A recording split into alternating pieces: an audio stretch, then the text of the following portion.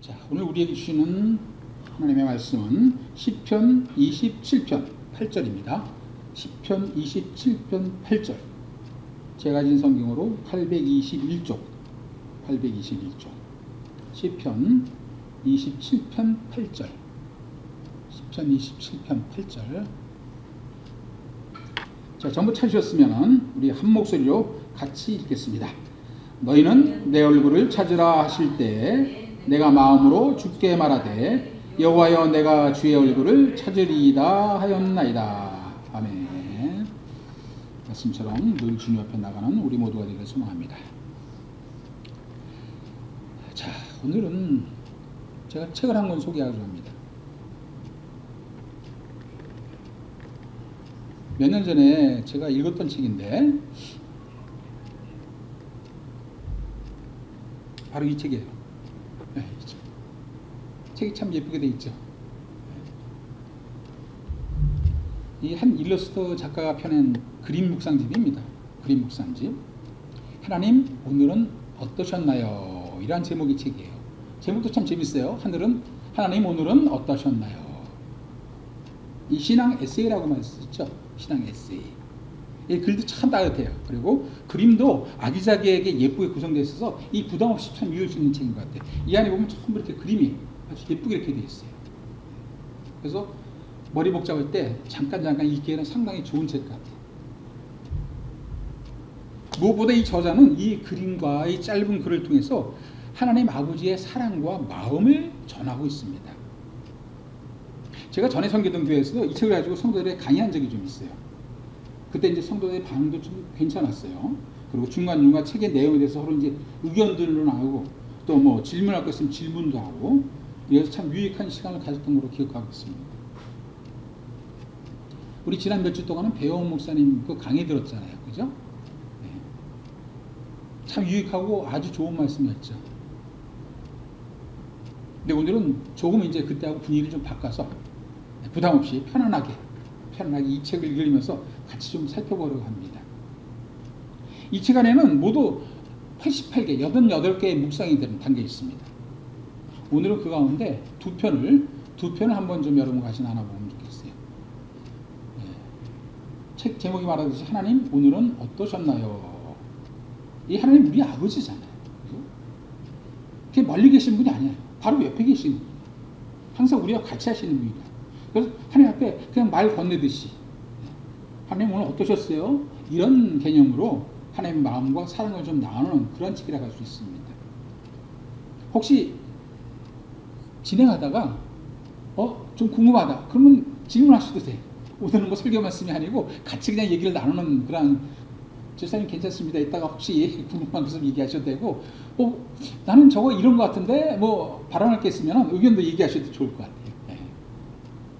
그래서 두 편을 오늘 같이 한번 좀 나눠보겠어요. 먼저 저자부터 제가 소개를 할게요. 저자 이름은 김유림이라고 합니다. 일러스트 작가예요. 이 일러스트 작가는 글이나 이야기에 어울리는 그림을 그려서 이 독자들에게 내용을 쉽게 이해하도록 그렇게 돕는 작가를 말합니다. 그 일러스트 책이 바로 그런 책이에요. 아주 복잡하지 않고 간단한 그림과 같이 독자들이 읽기 아주 편하고 그리고 그 그림을 통해서 전달하는 그 내용을 쉽게 이해할 수 있도록 그렇게 쓴 책이 바로 일러스트 책, 또 그러니까 이 작가가 일러스트 작가 이렇게 얘기하죠. 근데 이 김유림 작가는 잘 알려진 사람은 아니에요. 그래서 프로필을 찾기는 참 어려웠는데 찾아보니까 이 유튜브 영상에 좀 올라온 게 있어가지고 제가 보니까는 한 30대 중반, 초반 이 정도의 젊은 여성으로 보여요. 상당히 젊은 분이죠. 여성분. 작가는 기독교 가정에서 태어났습니다. 그 어릴 때부터 교회를 다녔던 모태신앙인이에요. 근데 어린 시절에는 하나님을 가까이 할 수 없었대요. 모태신앙이 대부분 다 그래요. 그냥 부모가 교회 나가니까 그냥 쫓아나가서 따라가고 왔다. 그러니까 하나님을 만나지 못한 거예요. 이 작가도 마찬가지였어요. 하나님을 전혀 느끼지 못했다는 거예요. 자신하고는 멀리 있는 그런 분이라고 그렇게 생각했다는 겁니다. 그런데 고등학교 2학년 때 여름방학 수련회 가서 거기서 하나님을 만났답니다. 특별히 그 시편 70편 그 수련회에서 77편을 가지고 아마 설교를 했든지 거기에 그거 갖고 강의를 했든지 아마 그랬던 모양이에요. 담임 목사님이. 그 시편 77편을 통해서 하나님을 만나고 하나님께서 나와 같이 하신다는 사실을 확신을 갖게 됐다고 합니다. 그 성경 말씀이 믿어지고 성경에 있는 모든 내용들이 바로 자기에게 해당하는 걸 그때 깨달았다 이렇게 얘기해요. 고등학교 2학년 때 바로 하나님을 만난 거죠. 그래서 그 은혜가 너무 감사해가지고 일생을 살면서 하나님 앞에 갈 때까지 하나님 위해서 제가 뭘 할 것인가 이거를 곰곰이 생각했답니다. 그러다 보니까 자기가 그림에 어느 정도 소질이 있다는 것을 알기 때문에 그림으로서 하나님을 표현하고 싶어서 그래서 이렇게 일러스트 작가가 이런 작품들을 만든 거예요. 그래서 그림을 통해서 하나님을 전하고 하나님의 마음을 알리고 그리고 사람들에게 하나님이 어떠한 분이 있는가를 전하기 싶어서 그림 묵상을 통해서 하나님을 알리게 되었다고 그렇게 합니다. 근데 이 작가가 글을 쓰면서 가장 중요하게 생각했던 주제가 바로 하나님의 마음이었답니다. 하나님의 마음. 정확히 말하자면 이 성경에 나타내는 하나님의 사랑과 하나님의 마음이 어떤지를 독자들에게 전하고 싶었다는 게 바로 이 작가의 의도예요. 대부분의 이런 일러스트 작가 지은 책이 그렇다시피 어렵지 않아요. 전혀 어렵지 않고 가볍게 그냥 무슨 깊이 생각할 것도 없고 철학적인 사고를 요구하는 것도 아니고 가볍게 보기에 상당히 좋은 책이죠.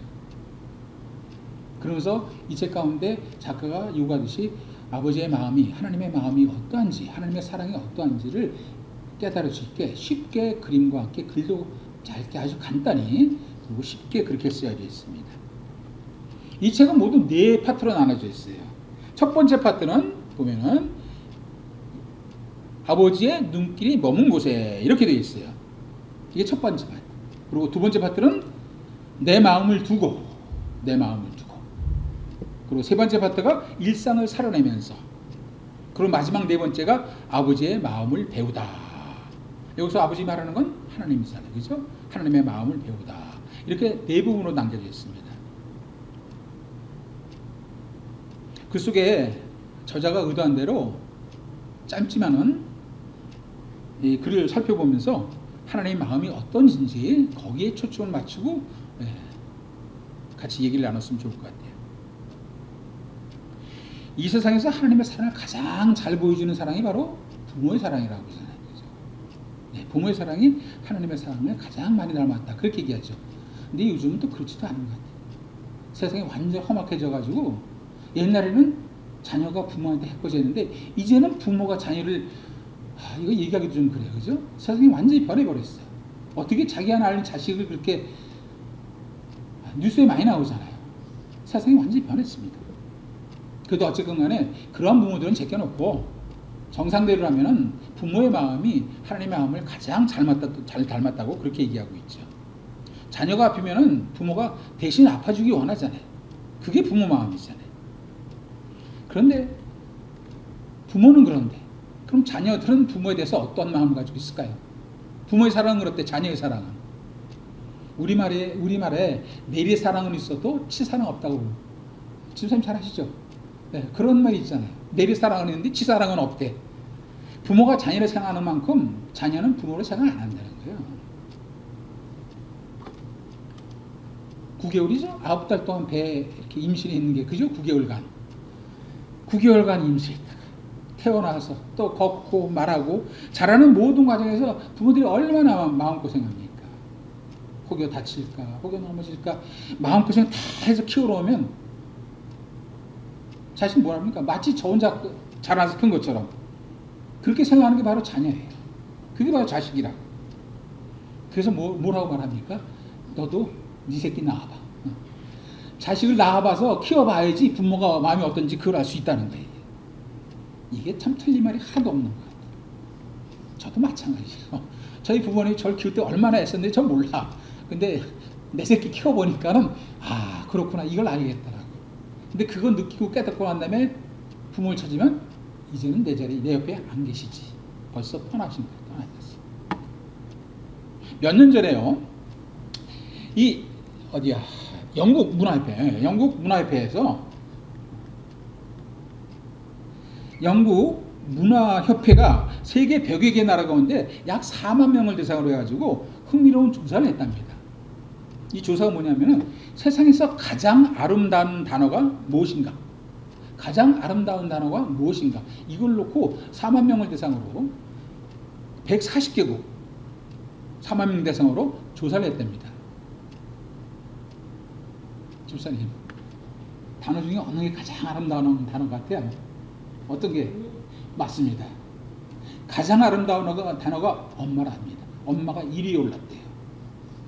이게 세계 어느 나라나 이 공통적인 것 같아요. 가장 아름다운 단어, 애틋하고 가장 사랑하는 단어가 바로 엄마. 그렇다면 아빠는 어떻게 될까? 아버지는 몇 있습니까? 2? 보니까는 그 조사에 보면 열정, 뭐 미소, 사랑, 치유, 평온 이런 단어들이 계속 들렸대요. 아름다운 단어 뒷순위로 하는데 아버지는 30위 안에도 못 들었답니다. 야, 참, 야, 예, 요즘 한국 가정에서 이 아버지의 서열이 얼마쯤 될까요? 아빠가 순위가 어떻게 되겠습니까? 시대가 변했어요. 옛날하고 다릅니다. 아버지 권위가 이제는 무너졌어. 가정에서 아버지 권위는 없어요. 그렇게 세상이 변해버렸어요. 심지어 집안에서 서열 몇입니까? 순위 다 따지고 마지막에 키우는 강아지, 그 다음에 아버지. 이게 지금 현실이 그렇게 돼버렸어요. 그게 현실입니다. 이게 우스갯소리 같지만 현실이 그렇게 됐습니다. 가정이 완전히 그렇게 해가지고 자녀는 자녀 나름대로 밖에 나갔다 오면 지방에 처박혀서 나오지도 않고, 아내는 물론 다 그런 거 아닙니다. 아내는 친구들 만나서 나가다니고 그저 남편만 밖에 나가서 열심히 일하고 집에 들어오면 아무것도 없는 거야. 혼자 밥 먹고 혼자 그러고, 이 외로움을 느끼는 거예요. 현실의 아버지들이 지금 그렇게 돼 있습니다. 많은 아버지들이 평생 가족을 위해서 희생했어요. 근데 정작 퇴직한 후에는 자신이 설 자리가 없다고 느끼는 게 바로 요즘 한국 시대의 아버지입니다. 한국 시대만 아니라 해외도 마찬가지일 거 봐요. 뭐 그 시대 흐름이 다 다르죠. 뭐 다르겠습니까? 그게 퇴직하면 뭐 합니까? 남자들 등산 가죠. 등산, 산에 가는 것도 하루 이틀이지 어떻게 허구한 날 등산 다니겠습니까? 현 시대의 아버지들은 이 나이가 들어갈수록 더욱더 외로움을 느낀다고 해요. 그게 사실일 겁니다.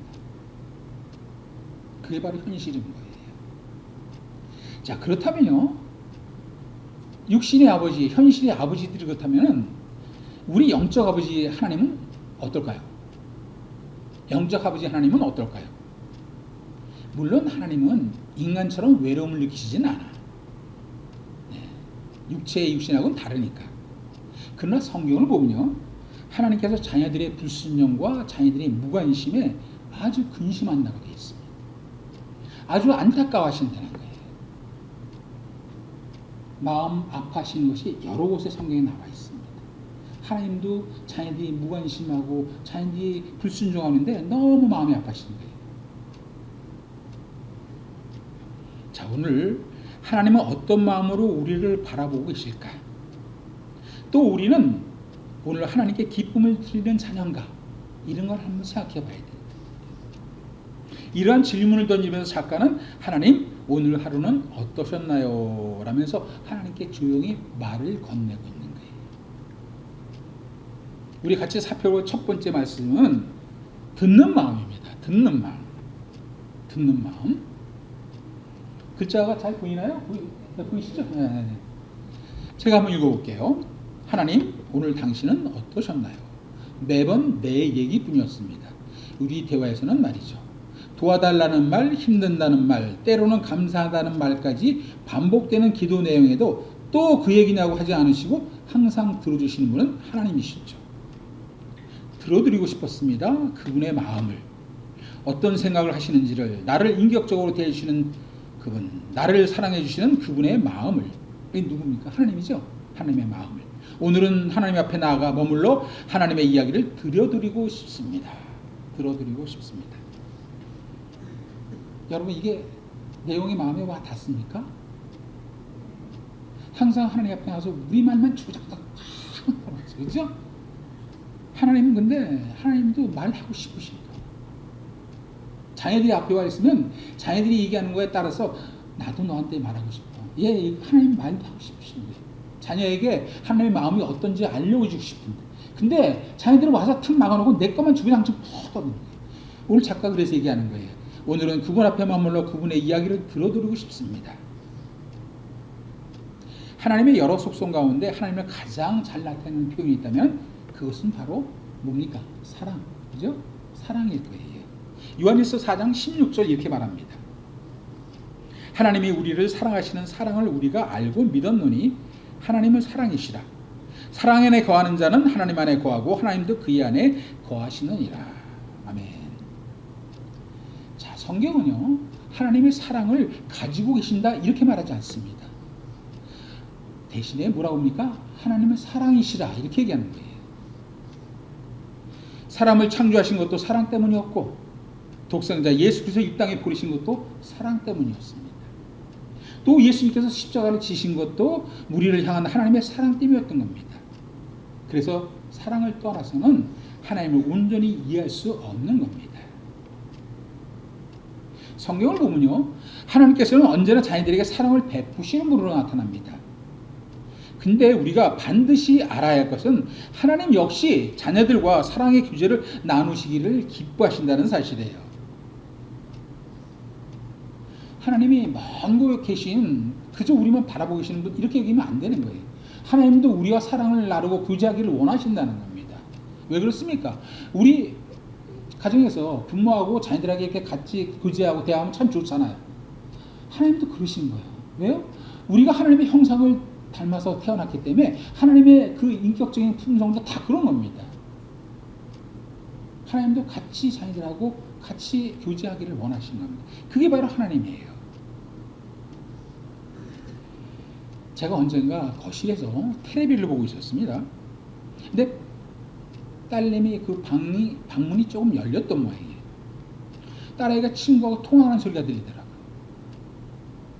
아니 무슨 할 얘기가 그렇게 많은지 모르겠어요. 1시간만 2시간 통화를 해요. 계속 그냥 그래서 그렇게 길게 통화하고 이제 끝난 줄 알았더니 마지막에 뭐라는 건지 압니까? 예, 만나서 얘기하세요. 1시간만 2시간 통화했는데 또 만나서 얘기하자는 거예요. 야, 이게 참 그렇게 이해하기도 할 얘기가 또 남았다는 거예요. 우리는요 살아가면서 많은 사람들과 대화를 나눕니다. 주일날 우리 교회 모여서도 같이 찬양하면서 또 같이 대화를 하잖아요. 시닥교제하면서 얘기도 나누고. 그리고 또 살아가면서 어떤 사람과는 1시간 이야기하고 어떤 사람과는 더 오랜 시간을 같이 나누기도 합니다. 여러분 그렇다면요 우리는 하나님과 하루에 얼마나 많은 시간을 보내고 있습니까? 다른 사람과는 그렇게 오래 사귀고 1시간 2시간 통화하면서 하나님과는 하루에 얼마나 같이 보내고 있냐고요. 하나님과 얼마나 많은 대화를 나누고 있습니까? 자주 대화를 나눕니까? 하나님은 오늘도 우리를 부르시면서 우리와 교제하기를 원하십니다. 그런데 우리는 하나님의 부르심을 외면한 채 사는 겁니까? 그렇게 살아서는 안 되는 거예요. 우리 마음의 문을 두드리면서 하나님씨 문 밖에 하나님 주님을 세워두시면 안 되는 겁니다.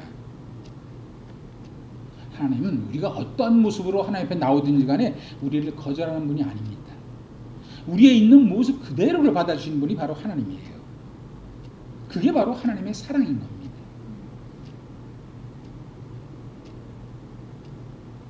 집사님 기도 많이 하시죠? 아니요. 많이 하신 것 같아요. 하나님은 항상 아버지 앞에 나와서 하나님 불러주기를 원하시는 거예요.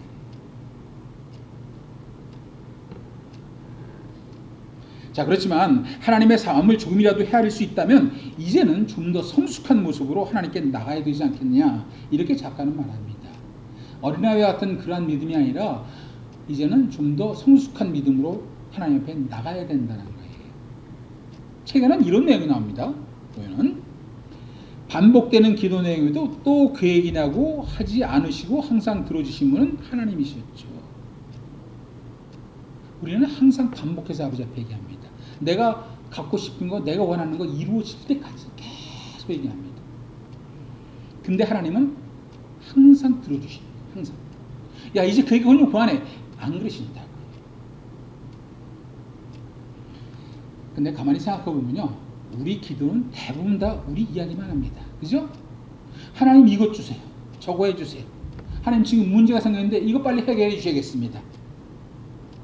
그렇지 않습니까? 또 혹시 잊어버릴까 맨날 같은 얘기 맨날 반복해서 합니다. 마치 하나님이 우리한테 무슨 빚진 것처럼 그렇게 졸라대는 거지. 하나님의 마음을 읽을 줄 알아야 돼요. 세상에는요, 듣기 좋은 말을 자꾸 하면 싫다는 말이 있어요. 그죠? 듣기 좋은 말도 자꾸 하면 싫다고 그래요. 근데 하나님은 전혀 그렇지 않으십니다. 우리가 무슨 말을 하든 간에 어떤 사정을 가지고 나오든 간에 끝까지 우리 얘기를 들어주십니다. 그게 하나님이에요. 오히려 하나님 우리한테 이렇게 얘기합니다. 무슨 말이라도 좋으니 내게 나와라. 나와 함께 이야기하자. 하나님을 마치 꾸어다 놓은 보자처럼 저 방 한 구석에 그냥 놔두면 안 되는 거예요. 하나님이 그렇게 방구석에 놔두듯이 그렇게 놔두면 안 된다는 얘기예요. 하나님은 항상 나한테 얘기하자. 나하고 같이 얘기하자. 나와라. 이게 하나님의 마음이고 하나님의 사랑인 겁니다. 근데 작가가 지금 얘기하듯이 우리의 기도는 조금씩 성숙해져야 된다는 거예요. 내 뜻만 이루어달라고 구하는 기도에서 하나님의 뜻을 구하는 기도로 자라나야 한다는 겁니다. 예수님이 뭐라고 얘기했습니까? 만일 아버지의 뜻이거든 이 잔을 내게서 옮기시옵소서. 그러나 내 원대로 마옵시고 아버지의 원대로 되기를 원하나이다. 겟세마네 동산에서 십자가에 돌아가실 걸 미리 아시면서 했던 예수님의 기도죠. 내 원대로 마시옵고 아버지의 원대로 되기를 원하나이다. 오늘 제가 일부 설교에서 말씀드렸죠. 기도는 하나님의 뜻 안에서 이루어져야 됩니다. 왜 그렇습니까? 말씀드렸죠. 일부 예배 때. 우리에게 가장 좋은 것이, 가장 선한 것이 무엇인지는 하나님이 더 잘 아세요. 그런 것도 모든 것을 하나님의 뜻에 맡기고 믿음 가운데 기도하는 것, 그게 바로 성숙된 믿음이고 그게 바로 성숙된 기도입니다. 너무 힘들어요. 계속 너무 사랑하기 힘들고 너무 마음 아프고 너무 맨날 눈만 나왔을 때문에 하나님 아버지 앞에 나와서 기도하는데 기도가 안 나올 때 있습니다. 너무 힘들면 기도 안 나옵니다. 그때 방에 가서 무릎 꿇고 아버지 앞에 딱 아버지 눈물만 쭉 흘려도 말 안 해도 다 합니다.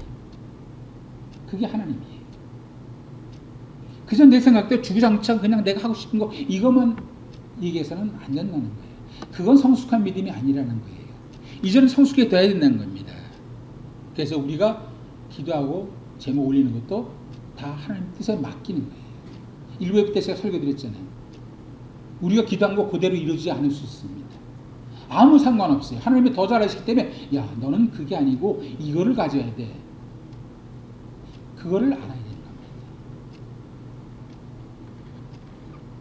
현실에 많은 아버지들이 외로움을 느끼는 이유 가운데 하나가 가족들이 아버지의 마음을 잘 헤아리지 못하기 때문인 겁니다.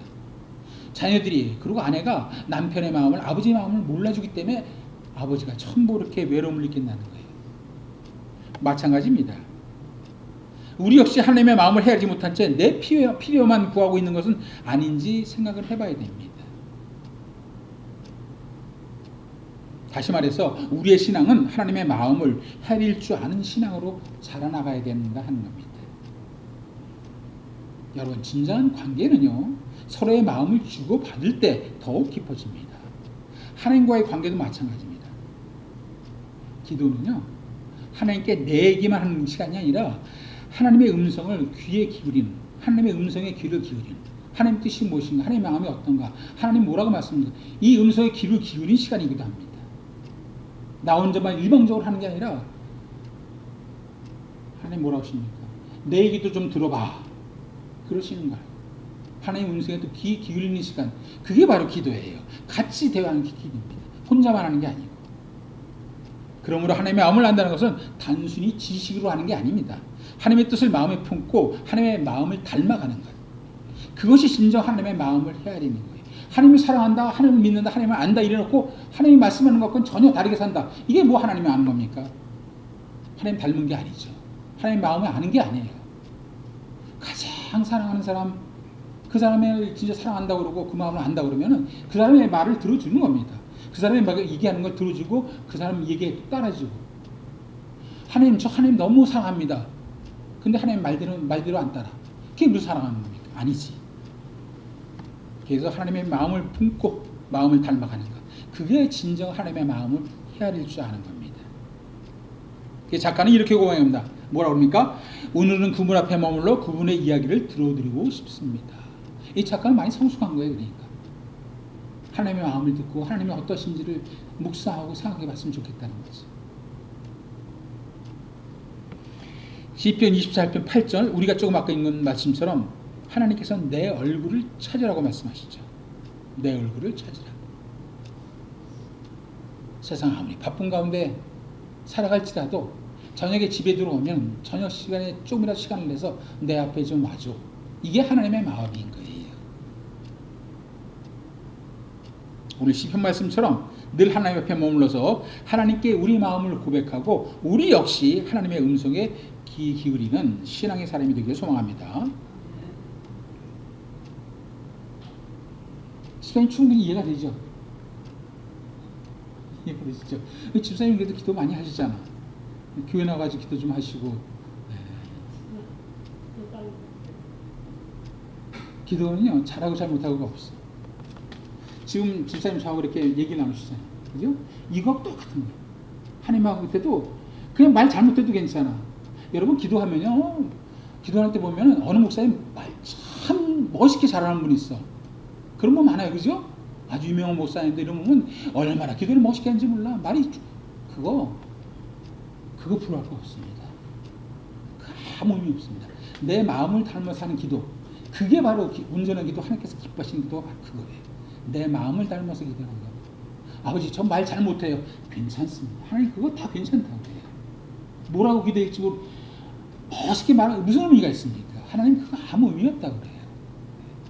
그냥 마음을 닮아서 정 힘들어가지고 너무 힘들어서 기도를 못하겠다 한마디 못 나온다면 그냥 아버지 그러면 다 알아들으셔. 다 알아들으신다. 그게 바로 하나님인 거예요. 골방에서 기도를 하잖아요. 그럼 하나님 앞에 딱 계신 걸 느끼게 돼요. 그러면서 그냥 얘기를 하는 거예요. 뭐 말이 틀려도 상관없고 아무 상관없어. 그 마음을 다 아시고 생각을 다 아시기 때문에 그냥 있는 생각 다 얘기하면 돼요. 그게 바로 하나님인 거예요. 오늘 이 1편에서 지금 작가가 얘기하는 것이 거의 다 그런 얘기입니다. 그 대신 뭐냐? 너만 그러지 말고 하나님의 마음도 좀 알아봐. 하나님이 뭘 얘기하시는지 그걸 좀 느껴봐. 이게 바로 작가가 얘기하는 거죠. 그래서 하나님의 마음을 좀 알고 싶다. 그래서 오늘은 하나님의 말씀을 좀 듣고 싶고 하나님이 뭐라고 얘기하시는지 그 음성을 듣고 싶다. 이게 바로 오늘 1편에서 한 얘기가 되는 거죠. 자, 이제 다음 두 번째 얘기로 넘어가겠습니다. 혹시 1편에서 뭘 얘기하고 싶은 거 없죠? 뭐 있습니까? 권사님 뭐 얘기하고 싶은 거 없어요? 이게 마음이 와닿죠? 네. 작가가 글을 참 잘 쓴 것 같아요. 우리 홍주사님은 워낙 기도 많이 하세요? 여기 있잖아요. 성경에 있잖아. 쉬지 말고 기도하라. 아니 여러분 생각해보세요. 쉬지 말고 기도하라. 이거 누구 위해서 이렇게 얘기하시는 겁니까? 우리 위해서 하는 거예요. 우리 위해서. 기도하면 다 너한테 좋은 거야. 기도해. 쉬지 말고 기도. 이거 다 위해서 우리 위해서 하시는 말씀이라고. 기도 많이 하셔야겠다. 그래서. 자, 두 번째 이야기 뭡니까? 거저받는 관계. 거저받는 관계. 이 제목 타이틀을 보면 이해가 되시죠? 대가 없이 그냥 아무것도 없이 그냥 거저주는. 하나님 딱 생각나지 않습니까? 하나님께서 우리에게 거저주시는 거다. 뭐든지. 하나님의 사랑부터 시작해가지고 마지막에 뭐까지 거저주셨습니까? 예수, 목숨까지 거저주시는 거예요. 우리한테 뭐 바라고? 아무것도 안 바라고 그냥. 제가 읽어볼게요. 하나님과 관계를 쌓아두고 싶었습니다. 힘든 상황에 처했을 때 그분의 도움을 받고 싶었기 때문이죠. 자, 이거 봐요. 이건 인간이 하나님한테 뭔가 좀 도움받기 때문에 그래서 하나님과의 관계를 지금 쌓아뒀다는 얘기예요. 근데 뭐라고 그럽니까? 하지만 그런 내 마음 속마음을 아시는 하나님께서는 아니라 답하시는 거예요. 왜? 그런 관계는 부모와 자식은 그런 관계를 맺는 부모와 자식은 없다는 거예요. 뭔가 대가를 바라고 하는 건 없다는 얘기예요. 어느 부부가 자식이 평소 연락을 안 했다고 해서 도와주지 않고 보고만 있겠냐 하십니다. 평소 연락이 없어 속상할 수는 있지만 여전히 부모이고 부모이기 때문에 도와준다고 말이죠. 부모이니까 아무 대가 없이 도와준다는 거예요. 너가 생각하는 것처럼 그렇게 이해관계를 따지는 부모가 아니라는 얘기예요. 그건 부모 관계가 아니라는 얘기예요. 하나님 지금 그 얘기하시는 거잖아요. 부모와 자식의 관계는 보험처럼 노력으로 관계를 맞자 무언가를 받는 관계가 아니라 그저 그냥 거저받는 관계라는 거예요. 다른 이유는 없습니다. 처음부터 그런 관계였다는 거예요. 그러니 다음에는 그렇게 이해관계 따지지 말고 사랑하는 마음으로 만나자 이렇게 하십니다. 사랑으로 찾아와 달라고. 그거면 다 된다고 이렇게 말하는 거죠. 하나님께서 너 사랑만 가지고 나한테 오면 돼. 그거면 돼. 지금 그 말씀하는 겁니다. 우리의 마음을, 우리의 사랑을 하나님께서 기뻐 가지신다는 거예요. 그걸 또 바라고 계신다는 거죠. 부모와 자녀의 관계는요, 이해 득실 따지는 관계가 아닙니다. 무언가를 주고받는 거래 관계가 아니라 사랑으로 맺어진 관계입니다. 마태복음 7장 17절을 보면요, 자녀를 향한 부모의 마음을 위해서 하나님 아버지의 사랑을 보여주는 말씀이 바로 마태복음 7장 11절 말씀이죠. 너희가 악한 자라도 좋은 것으로 자식에게 줄 줄 알거든 하물며 하늘에 계신 너희 아버지께서 구하는 자에게 좋은 것으로 주시지 않겠느냐. 우리 너무 잘 아는 성경 구절이죠. 부모는요, 옷 한 벌을 사더라도 가장 좋은 것을 자녀에게 입히고 싶어 합니다. 그게 부모예요. 식사할 때 어떻습니까? 생선을 먹을 때 보면은 가시를 잘 발라서 살만 자녀에게 숟가락 위에 얹어주잖아요. 그게 부모입니다. 자녀가 먼저 구하지 않아도 좋은 것을 챙겨주고 싶은 게 바로 부모의 마음이에요. 그게 바로 하나님의 마음이죠. 근데 우리는 어떨까요?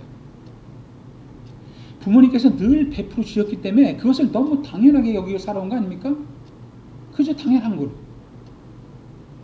늘 곁에 계셨기 때문에 그 사랑의 소중함을 잊어버리고 살 때가 얼마나 많습니까? 그저 부모니까 이렇게 생각하는 거죠. 마찬가지입니다. 우리 일상 속에서 하나님께서 베푸신 은혜를 너무 쉽게 지나치면서 그렇게 살아갈 때가 너무 많습니다. 왜요? 은혜를 너무 당연시하게 여기는 거 아닙니까? 그게 당연한 겁니까? 자, 찬양 은혜 가사가 이렇게 돼 있죠. 내가 누려왔던 모든 것들이, 내가 지나왔던 모든 것들이, 시간이, 내가 걸어왔던 모든 순간이 당연한 것 아니라 은혜였어. 내 삶에 당연한 것 하나도 없었던 것을 모든 것이 은혜였어. 내 삶에 당연한 것 하나도 없었던 것을 모든 것이 은혜였어. 이 찬양 여러분 잘 아시죠? 최원 선생님 잘 아시죠? 찬양이 알죠? 잘 아시죠? 아시죠? 모르세요? 아시죠? 독창 좀 한번 시켜볼까 그럼 어디? 우리 이거 너무 이 찬양 너무 잘 알잖아요. 이거 참 가사에 너무 의미가 예뻐요. 이 시간 있으면 같이 한번 불러봤으면 좋겠는데 다음에 한번 불러보도록 하고.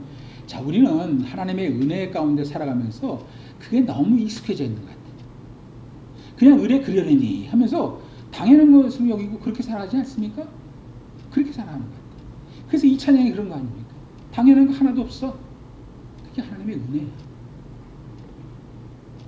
그래서 성경은 뭐라고 말씀합니까? 범사에 감사하라 이렇게 얘기하죠. 범사에 감사하라. 너희가 누리는 게 처음 하나님의 은혜야. 당연한 거 없이. 그래서 범사에 감사하라 이렇게 말하는 겁니다. 평범한 하루, 평범한 일상, 평범한 순간 속에서 하나님의 은혜가 다 담겨 있다는 거예요. 오늘 우리가 건강하게 살아가는 것도 하나님의 은혜입니다. 이 자리에 우리가 함께 앉아서 이렇게 예배드리는 거 하나님의 은혜예요. 집사람이 잘나서 그런 거 아니에요. 제가 잘나서 이곳에 있는 게 아니에요. 이게 모두가 하나님의 은혜라는 겁니다. 숨을 쉬는 것도 하나님의 은혜. 그러므로 우리는 하나님의 은혜를 잊어버리면 안 되는 겁니다.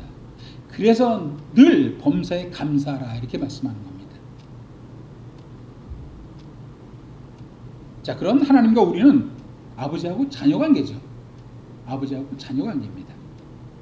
자, 그렇다면요, 우리를 향한 하나님의 사랑의 깊이는 얼마나 될까요? 헤아릴 수 있습니까? 우리를 향한 하나님의 그 사랑 얼마나 깊을까요? 가늠할 수 있습니까? 생각조차 안 해봤습니까? 우리 그냥 잊어버리고 살잖아. 뭐 그래 그러니까 하고. 근데 참 이 신앙생활 하다 보니까 하나님 그 섭섭할 때가 너무 많으실 것 같아요. 하나님은 애써서 이렇게 해주는데 자녀들 다 잊어버려. 그냥 당연히 그런 줄 알아요. 그러면서 뭐라 그러는지 압니까? 살면서 오늘 참 운 좋게, 재수 좋게. 믿는 사람은 그런 얘기하면 안 돼요. 그거 다 하나님이 하시는 거예요. 그게 세상 사람 운 좋게 하나님 무지하게 섭섭해 하십니다. 야, 그건 내가 해준 건데 왜 운이라고 그러니?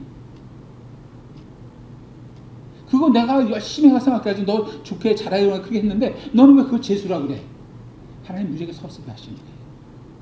그런 얘기 하면 안 됩니다. 믿는 자들은 절대 그래요. 하나님 감사합니다. 범죄를 감사합니다. 그게 바로 하나님의 마음인 거예요. 하나님의 사랑. 그거 잊어버리면 안 됩니다. 자, 그런 사랑의 깊이가 얼마나 깊으실까? 그거 한번 헤아려 보실까요? 우리 너무 잘 알아요. 성경 말씀 늘 배웠습니다. 뭡니까? 로마서 8장 32절입니다. 자기 아들을 아끼지 아니하시고 우리 모든 사람을 위하여 내주시니가 어찌 그 아들과 함께 모든 것을 우리에게 주시지 아니하겠느냐. 하나님께서는 우연히 우리를 사랑하게 된 것이 아닙니다. 창세전부터 우리를 사랑하시고 구원하시로 이미 계획을 하셨어요. 그리고 그 구원을 이루기 위해서 십자가의 독생자 예수 그리스도를 내어준 겁니다. 여러분, 세상 살면서 아무리 값지고 또 아무리 위험한 일이 있어도 자식 내줄 수 있습니까? 내 자식이 목숨을 내줄 테니까 대신 이거 해줘. 이럴 수 있어요? 부모가? 안 되는 거예요. 하나님은 그거 하신 거예요. 지금 독생자를 우리 때문에 내시는 거라고요. 하나님 그걸 하신 거예요.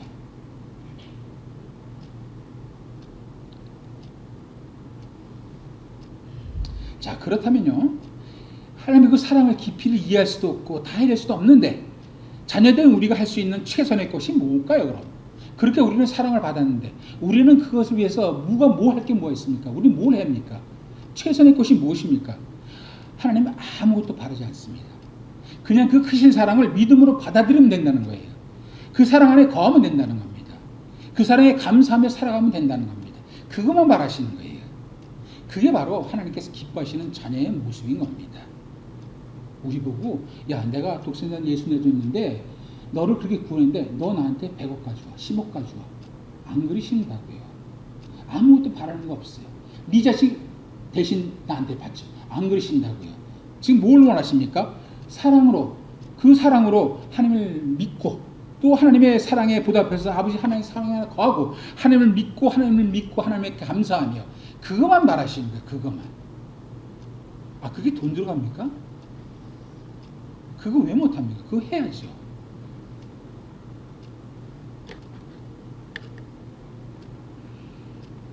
한마디로 아무런 대가를 요구하지 않고 독생자를 우리를 위해서 내주신 하나님께서 우리에게 바신 것이 있다면 그것은 하나님을 사랑하는 우리의 마음인 겁니다. 그거 하나를 원하시는 거예요. 내가 너를 사랑하지 너도 나를 사랑해야 돼. 하나님을 사랑하는 그 마음, 그거 하나만 원하시는 겁니다. 그래서 작가는 이렇게 말하죠. 다음에는 사랑하는 마음으로 만나자 합니다. 사랑으로 찾아와 달라고. 그거면 된다고 말합니다. 나를 사랑하는 그 사랑의 마음만 가지고 나한테 오면 돼. 이게 하나님께서 바라시는 거예요. 자, 그래서 오늘 하나님의 사랑에 대한 거 마지막으로 영상 하나 준비했습니다. 이게 무료라는 제목의 영상인데 외국에서 제작된 거예요. 그래서 영어로 나오는데 밑에 자막이 있으니 자막으로 보시면 될 것 같아요. 그럼 내용을 충분히 알 수 있습니다. 로마서 8장 32절을 묵상하게 하는 그러한 영상입니다. 우리 함께 볼게요.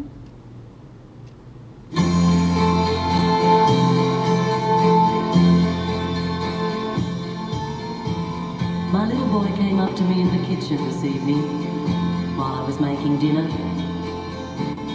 and he handed me a piece of paper he'd been writing on. And after wiping my hands on my apron, I read it. And this is what it said. For mowing the lawn, $5. For making my own bed this week, $1.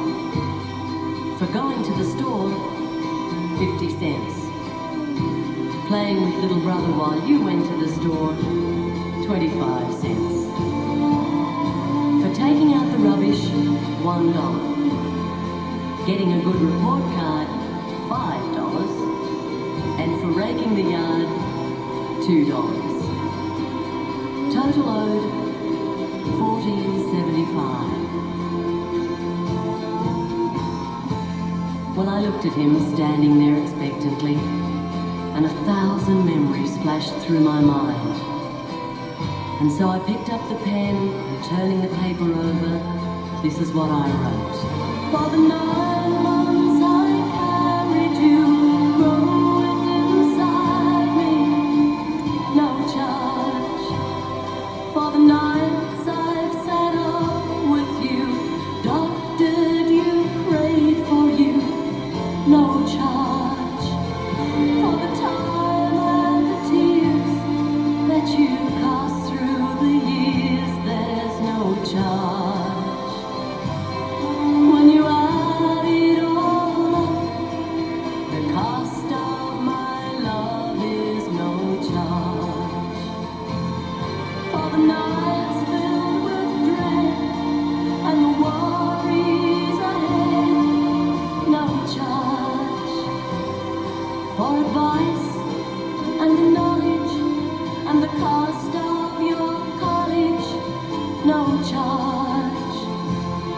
For the toys, food and clothes, and for wiping your nose, there's no charge, son. When you add it all, the full cost of my love is no charge. But when he finished reading, he had great big tears in his eyes. And he looked up at me and said, Mum, I really do love you. And then he took the pen and in great big letters he wrote, paid in full. When you add it all up, the cost of real love is no charge.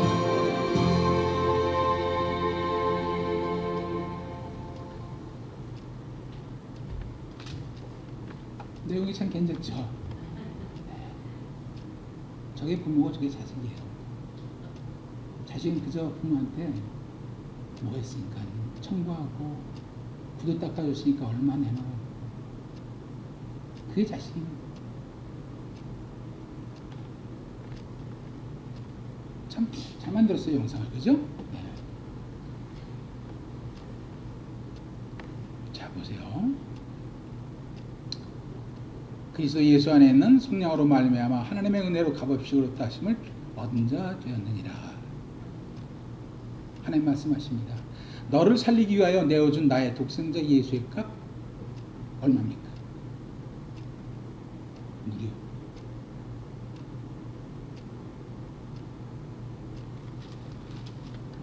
하나님께서 우리에게 바라신 거 있다 그랬죠. 그저 나를 사랑하는 마음, 그것만 가지고 나한테 나오라. 그 얘기하십니다. 독생자 예수 그리스도를 내어주는데 그 값은 무료. 대신 네 마음만 가지고 나한테 와. 그게 바로 하나님의 마음이에요. 자, 다음 한 주간도 그 사랑을 기억하면서 하나님을 향한 우리의 사랑을 고백하는 우리 모두가 되기를 소망합니다. 자, 기도하겠습니다.